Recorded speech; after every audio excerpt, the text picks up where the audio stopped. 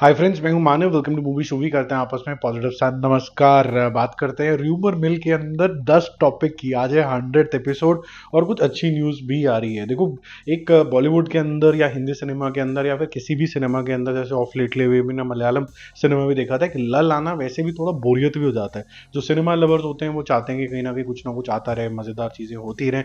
तो मज़ेदार चीज़ें ये हो रही हैं कि सिकंदर से रिलेटेड काफ़ी सारी न्यूज़ हैं, पठान से रिलेटेड है, वॉर 2 से रिलेटेड है। तो जितने भी ऐसे मेगा स्टार्स थे जिससे हिंदी सिनेमा आगे चलता चला जा रहा था, दौड़ता चला जा रहा था, उनसे रिलेटेड काफ़ी सारी न्यूज़ हैं। तो ऐसा नहीं है कि मैं छुपा के रखूँगा, सिकंदर सबसे एंड में बात करेंगे, ये सब नहीं है। कोई ऐसा स्पेसिफिक ऑर्डर नहीं है। जैसे मैंने बैठ के लिखना शुरू किया, मैंने वैसे के वैसे आपको एक्सप्लेन कर देना है। देखो, सिकंदर जो फर्स्ट हमारी न्यूज़ है वो एक ब्लॉकबस्टर सा ऑलरेडी एक रिव्यू आउट हो गया। अगर आप कोई मूवी .com के ऊपर जाओगे तो वहाँ पर ऐसा बताया जा रहा है कि सिकंदर का जो क्लाइमैक्स है स्पेसिफिकली वो नेक्स्ट लेवल का शूट किया गया है और बहुत ही ज़बरदस्त तरीके से सिकंदर जो है आपको एंटरटेन करने वाली है। तो लेकिन मैं पर्सनली मानूँ तो मैं कोई भी रिव्यूज़ को मानता नहीं हूँ, मैं जब तक अपनी आंखों से ना देख लूँ। और कई बार तो ऐसा भी हुआ है कि कोई रिव्यूअर कुछ बोल रहा है और मेरा ओपिनियन कम्प्लीटली ऑपोजिट आता है। और कोशिश ये रहती है कि मैं आपको वो सच्चाई बताऊं जो जनरली लोग लेयर कर देते हैं, या तो उनको पैसे मिल जाते हैं या फिर कोई ना कोई उनका एसोसिएशन कोलैब हो जाता है, कुछ ना कुछ हो जाता है जिसकी वजह से ये सब डार्क में ही रह जाती हैं कि असल में क्या है। तो सिकंदर के लिए we are hopeful that a mega star will bounce back, something like what Jawan did to Shahrukh Khan. तो वैसा ही कुछ हो इसके अंदर। बट फिंगर्स क्रॉस, अभी हम कुछ भी नहीं बोल सकते हैं कि भाई ये जो रिव्यू आया है कोई मूवी के ऊपर, इस पर मतलब बिल्कुल ही उत्तेजित ही हो जाओ और कल से डिक्लेयर कर दो कि भाई सिकंदर जो है अब जवान का रिकॉर्ड तोड़ देगी, इसका तोड़ देगी, वो तोड़ देगी। बट वी आर होपफुल कि कुछ अच्छा कमाल करे। अच्छा, सेकंड नंबर पे हम जो बात करने वाले हैं वो भी सिकंदर से रिलेटेड ही है। इसका दो सॉन्ग्स आ चुके हैं। एक बीजीएम पहले रिलीज हुआ था, टीजर हुआ था, टीजर 2 हुआ था। अब एक और सॉन्ग रिलीज होने वाला है 18th ऑफ मार्च को। तो वो जो सॉन्ग होगा वो भी बड़ा धमाकेदार नंबर होगा और बोला जा रहा है कि उसके अंदर जो बीजीएम है वो नेक्स्ट लेवल का होगा, लोग रिंगटोन बनाएंगे, इतना बड़ा वादा किया है। लेट्स होप कि ये जो इतनी बड़ी हाइप बनाई जा रही है उसके ऊपर बिल्कुल ही खरा उतरे, क्योंकि आजकल जो जनता जनार्दन है ऑनलाइन जो होती है वो बिल्कुल रूथलेस होनी शुरू हो जाती है। इसका जो ट्रेलर है वो 22 को आएगा, फिर मंथ एंड के ऊपर आपको सिकंदर देखने को मिलेगी। 22 को ट्रेलर आ जाएगा, तो मतलब कुछ ही दिन बाकी बचे हैं। और इन बिटवीन जो थर्ड नंबर की हमारी न्यूज़ है उसके वही जाट का भी ट्रेलर इसके आसपास ही आने वाला है। और जाट का ट्रेलर जो है वो सिकंदर के साथ भी अटैच किया जाएगा। तो ज़बरदस्त तरीके का धमाका होगा। दोनों ही मूवी काफ़ी ज़्यादा मासी हैं और दोनों ही चले, दोनों एक दूसरे के दोस्त भी हैं। और सलमान खान यूजुअली एक आधे जने को छोड़ के बोल सकते हैं यूजुअली सबको ही सपोर्ट करता हुआ आया है। तो गुड विशेस टू हिम। बाकी चलते हैं एक और इनके दोस्त के ऊपर, होगी पठान टू की स्क्रिप्ट वैसे ही काफ़ी टाइम से पहले, ऑलमोस्ट 6 महीने हो गए उसको क्लोज हुए हुए, लगभग। और न्यूज़ आए हुए भी 3 महीने हो गए कि बिल्कुल क्लोज हो गई है। इसका जो विलन है वो साउथ से होंगे और ये शाहरुख खान के साथ एक कोलैबोरेशन होगी। लोग बोल रहे थे कि कौन हो सकता है ये बड़ा नाम। पहला नाम अल्लू अर्जुन सबसे बड़ा नाम है, उसके पास बहुत सारे पिक्चर हैं जो आगे मैं अभी कवर करूंगा एक और पॉइंट के अंदर कि कौन कौन सी पिक्चर हैं उसके पास। तो वो तो नहीं आ सकता इसके अंदर, पठान 2 की टाइमलाइन के अंदर नहीं बैठेगा। प्रभास के पास बहुत सारे पिक्चर हैं, वो भी नहीं आ सकता। But it has to be a big name. क्या रामचंद्र वो वाला हो सकता है क्या नाम? वो मेरे को नहीं लगता कि इतना बड़ा नाम है कि वो तेलुगु के अंदर इतना ज़्यादा एक पुल क्रिएट कर सकता है जैसे जूनियर एनटीआर कर सकते हैं, या फिर अल्लू अर्जुन कर सकता है, या फिर लेट्स से कोई और कर सकता है। ये डाउन साउथ तेलुगु ना हो के हो सकता है तमिल भी हो। लेकिन अगर मैं जेन्युइनली बोलूँ, तमिल मार्केट कभी भी हिंदी सिनेमा के लिए बहुत ज़्यादा ल्यूक्रेटिव रही नहीं है। तेलुगु मार्केट के साथ अपना जो सांठ गांठ है ना अभी ठीक बैठ रहा है। तो ये वहाँ से ही होगा कोई स्टार जो विलन बन के आएगा। अब ऐसी कौन सी पर्सनैलिटी होगी जो शाहरुख खान के ऑपोजिट आए और ठीक भी लगे? तो ये तो आप बताओ कि कौन है जो फ्री बैठे हैं इसके अलावा, जो बाकी सारे बिजी हो गए हैं। क्योंकि जितने भी बिजी स्टार होंगे उनको तो बहुत सारे करोड़ों देख के साउथ वाले आजकल खरीद लेते हैं और फटाफट से उनको बुक कर देते हैं। मतलब जो भी सक्सेसफुल स्टार है वो आने वाले 4-5 साल के लिए बुकड है कंप्लीटली। फोर्थ नंबर पे चलते हैं वॉर 2 के अंदर, जो कि 14th ऑफ अगस्त को रिलीज होगी, ऐसा फाइनल कर दिया गया है। पहले ये कॉन्टेम्पलेशन थी कि कुली के साथ इसका पिंग पोंग हो जाएगा, फिर ऋतिक रोशन जो है वो इंजर्ड हो गए थे सेट के अंदर। अभी एक सॉन्ग जो है फेस ऑफ वाला वो भी होना है। ये सारी चीज़ें जो है ये होनी है।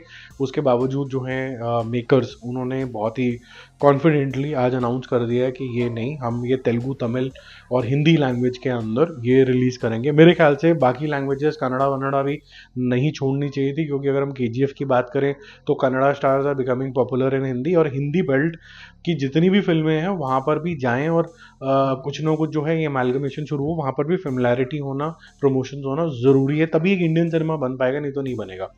बाकी फिफ्थ नंबर पे चलते हैं, सिक्स नंबर पे एक्चुअली, वो है सनी संस्कारी की तुलसी कुमारी। ये थोड़ा सा टंग ट्विस्टर वाला ही है, सोने की ट्विटी वाला ही टाइप का नाम है। ये 12 सितंबर को आएगी, इससे पहले ये अप्रैल के आसपास आने वाली थी, तो इसका थैंक यू वेरी मच हो गया, थोड़ा डिले हो जाएगी, और उसकी जगह पे और कोई मूवी रिलीज होगी अक्षय कुमार की। चिरंजीवी से आपको लगता है, क्योंकि हम हिंदी लैंग्वेज की बात कर रहे हैं, हम तेलुगु तमिल की भी बात कर रहे हैं, और हम ये भी बात कर रहे हैं कि कैसे इंडियन सिनेमा बनना चाहिए, इनका मानना है कि इनकी बड़ी बेइज्जतियाँ हुई हैं जीवन के अंदर, इनको दुत्कारा गया है, और Hindi cinema equivalent to Indian cinema ही माना जाता था, और हमें बिल्कुल भी कुछ भी माना नहीं जाता था। तो मैं थैंक यू बोलना चाहूँगा एस एस राजामौली का, कि आरआरआर की वजह से, और जो उन्होंने बाहुबली बनाई थी, ये जो लैंग्वेज बैरियर है हट गया, अब ये माना जाता है कि तेलुगु भी अच्छे सिनेमा बनाया जा सकता है। देखो, मैं मान सकता हूँ ये बात के चिरंजीवी को ये ह्यूमिलेशन आता हो, बट मैं एक ही चीज़ मानता हूँ इसके अंदर, और ये किसी भी इंडस्ट्री के लिए ट्रू है, with due respect to him, he is quite elder to me. देखो क्या होता है कि जब कभी भी आपने फेलियर अर्न किया ना, अर्न ही करते हैं, क्योंकि आप फेलियर किसी वजह से थे, क्योंकि आप जो पिक्चरें बनाते थे वो बिल्कुल फुद्दू बनाने वाली होती थी, एक इंसान हवाई जहाज की तरह उड़ रहा है, कुछ भी हो रहा है, उस तरीके की चीज़ें बनती थी। और जब राजा मौली ने सही तरीके की प्रेजेंटेशन करी, मार्केटिंग करी, वर्ल्ड स्केल के ऊपर लेके गए, तो आपको उतनी ही रिस्पेक्ट हुई कि यहाँ से ये बोल दिया गया कि बॉलीवुड भी डिसमेंटल होता चला जा रहा है, it will be almost be ruled by let's say Telugu industry और साउथ इंडस्ट्री, सो टू से। तो ये भी आपने ही अर्न किया, जो फेलियर था वो भी आपने अर्न किया। अब रो के ये बोल देना कि भाई पुरानी वाले को भी अच्छा बोल दो क्योंकि आज अच्छा है, ये ऐसा नहीं हो सकता। ये वही गलती कर रहे हैं बॉलीवुड वाले कि भाई पुराना अच्छा था तो आज को भी अच्छा बोल दो, ऐसा नहीं है ना। जैसे बॉलीवुड को बोला जाता है कि पुराना बहुत अच्छा था, तो आज भी अच्छा करना पड़ेगा। हर क्रिकेटर को भी हर रोज ही फील्ड में जाके जीतना पड़ेगा, तो आपको भी हर रोज जीतना पड़ेगा। अगर पहले घटिया काम किया है या फिर ऐसी चीज़ें करी हैं जो नेशनली नहीं कनेक्ट करी, तो वो नहीं करी, तो वो इसीलिए जब बाहर जाते हैं आज भी बॉलीवुड का नाम आता है। लेकिन अब लकीली चलो तेलुगु का भी नाम होना शुरू हो गया है, मलयालम सिनेमा का इतना नाम हो गया, कटसी इतना अच्छा उन्होंने फिल्म्स बनाई हैं जो कॉन्सेप्ट बेस्ड हैं, कुछ कुछ तमिल मूवीज़ और उनके स्टार्स बहुत ज़्यादा पॉपुलर हो गए। तो ये धीरे धीरे हो रहा है, और ये अर्न करना पड़ता है, ये रोने से कभी कुछ नहीं होता। सॉरी मैं ये वर्ड यूज़ कर रहा हूँ रोना, लेकिन ये रोते हुए बिलखते हुए बच्चों वाली हरकतें, मम्मी मम्मी मेरे को तो फेलियर मिल गया, मैं तो बड़ा दुत्कारा गया। दुत्कारा गए वो इसीलिए क्योंकि आपने राइट स्टेप्स नहीं लिए। आज अगर बॉलीवुड दुत्कारा जा रहा है तो वो अपनी बेवकूफ़ी से दुत्कारा जा रहा है, but at least they're men enough they saying that हमने गलती करी है और हम इसको सुधारेंगे। एटलीस्ट ये तो बोलो ना यार कि हमने सुधारा है। तो ये थोड़ा सा मुझे लगा कि शायद with age he is unable to understand how the world really functions, and वो उनके कमेंट्स भी थोड़े आजकल लूज होने लग गए हैं कि अपने बेटे को बोल दो कि यार लड़का पैदा कर लियो, नहीं तो शक्ल मत दिखाइयो टाइप्स। और तो रामचरण के ऊपर प्रेशर है अपनी मर्दानगी दिखाने का, जो कि एक्चुअली के अंदर कितना अजीब सी बात है इस समय में कि लड़का पैदा करो कि लड़की पैदा करो, तो यार मतलब कमाल ही है। एनीवे ये है 8th नंबर का पॉइंट, सॉरी। ये है रेड 2, इसका जो ट्रेलर है ये 22 अप्रैल को। अब चलते हैं 8 नंबर के पॉइंट के ऊपर, जहाँ पर रेड 2 का जो ट्रेलर है वो आपको 2 अप्रैल को देखने को मिल जाएगा। यहाँ पर आपको बहुत ही खतरनाक रोल के अंदर जो है वो आप अजय देवगन तो जो दिखेंगे, रितेश देशमुख का जो एंटी वाला रोल है वो काफ़ी इंटरेस्टिंग होगा, क्योंकि बहुत सारे स्टार्स हैं जो अब एज हो रहे हैं और वो मेन लीग की भी नहीं थे, तो वो अब सेकेंडरी काम क्या कर सकते हैं। तो ये एक अलग तरीके का डायमेंशन खोलता है कि ये एक्टर्स तो अच्छे ही हैं लेकिन मेन लीग में नहीं चले, OTT पे ये कम अवेलेबल हैं, तो ये विलन भी बन सकते हैं या फिर कुछ कैरेक्टर रोल्स भी कर सकते हैं। तो ये अच्छा मेरे ख्याल से एक अपॉर्चुनिटी होगा, बाकियों को भी इससे प्रेरणा मिलेगी।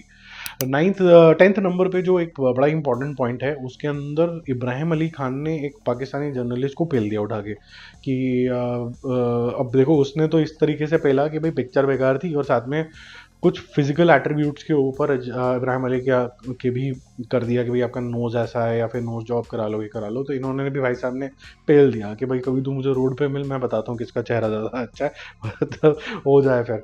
तो ये डिशुम डिशुम करके लोग तो बहुत ज़्यादा एक्साइटेड हो गए, बट पाकिस्तानी अगर मैं बोलूँ जर्नलिज्म देखो, you have to be objective about thing, you can't go personal and talk about somebody's appearance.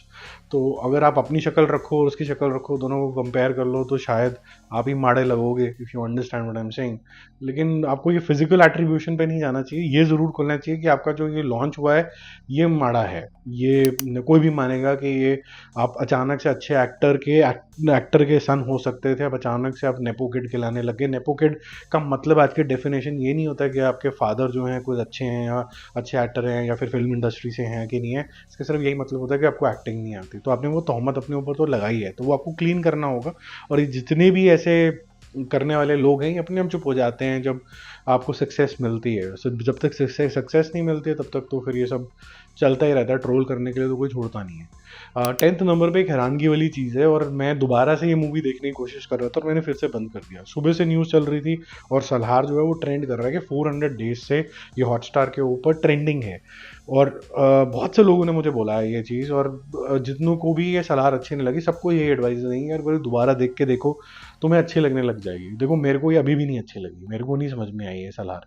और ये 400 सेलिब्रेशन है, अच्छी बात है, लेकिन मैं एक चीज़ ज़रूर बोलूँगा कि लास्ट के जो 20 मिनट है ना सलार के, वो बहुत इंप्रेसिव है। वो एक्चुअली में पिक्चर है, बाकी सारी तो सिर्फ स्लो मोशन के अंदर इंट्रोडक्शन ही है।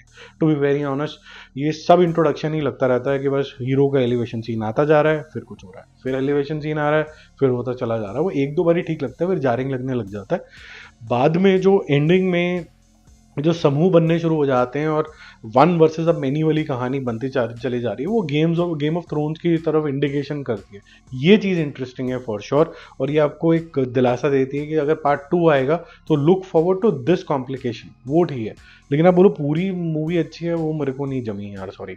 वो शायद जो डायनासोर के फ़ैन हैं, वो सलार में जो मेन हीरो हैं प्रभास, उनके जो फैंस हैं उनको लगता होगा कि हम जितना देख लें स्टार को उतना कम है। वो होता है ऑब्वियसली, अगर आप फ़ैन हैं तो आपको लगेगा कि जो स्टार है वो स्क्रीन के ऊपर दिखता ही चला जाए, दिखता ही चला जाए। वो आई कैन अंडरस्टैंड, उसकी वजह से हुआ होगा, अदरवाइज ये मूवी के अंदर सॉरी हम तो नहीं था इसके अंदर। अगर पूरी मूवी को वैल्यूएट करें, एंडिंग फॉर श्योर 20-25 मिनट काफ़ी शानदार है, जो काफ़ी सारी चीज़ें कॉम्प्लिकेट करते हैं पार्ट 2 के लिए। लास्ट में जाते जाते एक सवाल कि आपको क्या लगता है कि सिकंदर का राइटफुल ओपनिंग क्या होगा और लाइफ टाइम बिजनेस क्या होगा? मैं अगर गेस वर्क मारूं तो मुझे ऐसा लगता है कि इसकी ओपनिंग जो होगी 50 करोड़ प्लस होगी, ये मेरा मानना है। आप यस नो भी बोल सकते हैं या फिर आप कुछ और नंबर दे सकते हैं। और मुझे ऐसा लगता है कि अगर ये मूवी ठीक काम करेगी तो ये 550 से 600 करोड़ कर लेगी। और लेकिन अगर ये ऐसा हुआ कि ये रेस 3 वाले टाइप के रिव्यूज़ आने शुरू हो गए तो ये 135-140 करोड़ पे वर्ल्ड वाइड कलेक्शन के अंदर पूरी निपट जाएंगी। ये एक्सट्रीम होगा इसके साथ, या तो ये 135 से 140 करोड़ रुपीस के आसपास वर्ल्ड वाइड में निपट जाएगी, या फिर सीधा 550-600 करोड़ जाएगी। आपको क्या लगता है कमेंट करके ज़रूर बताना। और फर्स्ट डे की जो प्रोडिक्शन मैंने करी है 50 करोड़ प्लस, ये मैंने कम बोल दी है कि और भी ज़्यादा होगा? Bye bye.